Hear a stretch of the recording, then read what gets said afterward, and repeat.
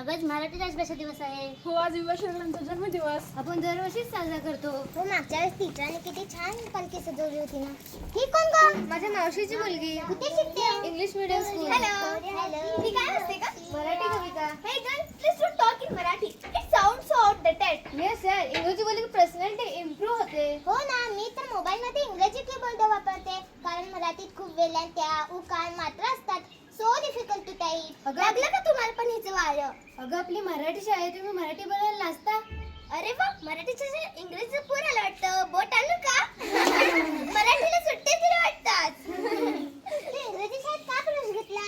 कारण इंग्रजी बोलले की पर्सनॅलिटी डेव्हलप होते आणि लोक इम्प्रेस होतात. अरे बापरे, मग मी मराठी बोलते म्हणून माझी पर्सनॅलिटी कमी झाली की काय? इंग्रजी भाषा लागते का आत्मविश्वास? मला तर कोणती भाषा बोलावी काहीच कळत नाही. पण खरंच इंग्रजी भाषा बोललं तर आपण जास्त स्मार्ट दिसतो का? अगं तसं नाही, इंग्रजी शिकणं चुकीचं नाही, पण मराठी बोलताना लाजणं चुकीचं आहे. पण आजकाल interviews, jobs, foreign education everything is in English. हो ना, कॉम्पिटेटिव्ह एक्झामसाठी पण इंग्लिश लागतं. हो, इंग्रजी शिकणं नक्कीच गरजेचं आहे, पण आपल्या मातृभाषेला कमी लेखन नाही. काय चिंता असेल तर इंग्रजी शिकायलाच पाहिजे, पण आधी स्वतः ओळखण्यासाठी मातृभाषा जपायला हवी. आपल्याला नाही का मॅडमने सांगितलं कोणत्या भाषेत सुरुवातीला खूप शब्द नसतात. हो, कन्या, पुत्र, भूगोल शब्द आपल्याकडे संस्कृत भाषेतून आलेत. हो, आणि ग्रामला गाव, दुग्धला दूध, कर्णाला कान, पर्णाला पान हे पण शब्द संस्कृत मधून मराठीत आले. झाड, दगड, चिमणी हे शब्द आपलेच आहेत, पण टेबल, पेन, तारीख हे शब्द दुसऱ्या भाषेतून आले आहेत. Listen. Yesterday my mother incited me to procure green vegetables from the local market. वा, तिकडून भाजीवाला निघून गेला का? अगं साधं सांग ना, इथे भाज्या आणायला पाठवलं होतं मला. नेक्स्ट टाइम सांग, मिशन भाजी कम्प्लीटेड.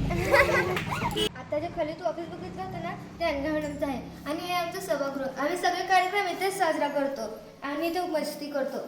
अगं या कोण दोघी नवीन आहेत आपल्या शाळेत? Hello girls, I am English. नमस्कार मुलींनो, मी तुमची मायबोली मराठी.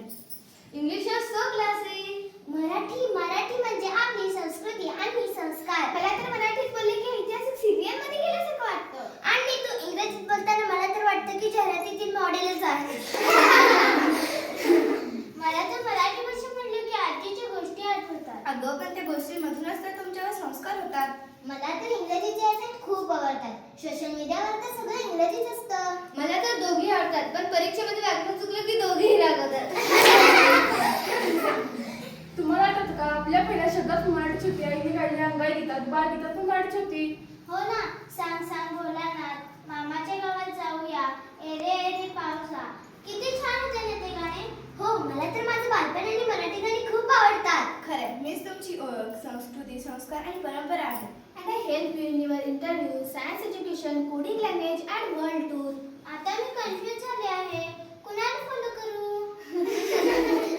जास्त नको विचार करू. इंस्टाग्रामवर इंग्रजी वापर आणि व्यवहारात मराठी. इंग्रजी म्हणजे फांद्या, तर मराठी म्हणजे मुळे. मुळे मजबूत तर फांद्या मजबूत. मॅडमनेच आपल्याला सांगितलं. भाषा कधी सरकून राहतात, आपण त्याला स्पर्धा बनवतो. हो ना, मी स्टोरी बुक घेण्यासाठी दुकानात गेले की समजत नाही मराठी घेऊ की इंग्रजी. अगं सगळं तर आपली मातृभाषा नीट समजून घ्यायला पाहिजे ना.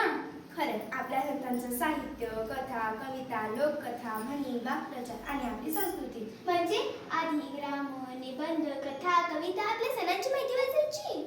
हो, कारण विचार करायची भाषा मदत करते ती आधी लक्षात द्यायला पाहिजे ना. मग इंग्रजी कधी वाचायचं शिकायचं? मराठीतील सगळं अजून झालं. अगं तू महाराष्ट्रात जातेस ना, मग आपली मातृभाषा मराठी आहे, ती नको काय यायला आधी? हो, हिचं बरोबर आहे. तू रात्री झोपताना कुठल्या भाषेत विचार करतेस? मराठी. आणि तुला लागल्यावर तुझ्या तोंडातून पहिला शब्द कोणता येतो? आई ग. मग इथेच तुला उत्तर मिळालं. हो, मी इथून पुढे मराठी बोलेन आणि मराठी पुस्तके वाचेन. म्हणजे इंग्रजी भाषा फॅड आहे का? अगं फॅड म्हणजे गरज म्हणून शिकणं वेगळंच. Read me when you want to explore the world. Listen. I am not here to replace her. I am here to walk with her. इंग्रजी शिकू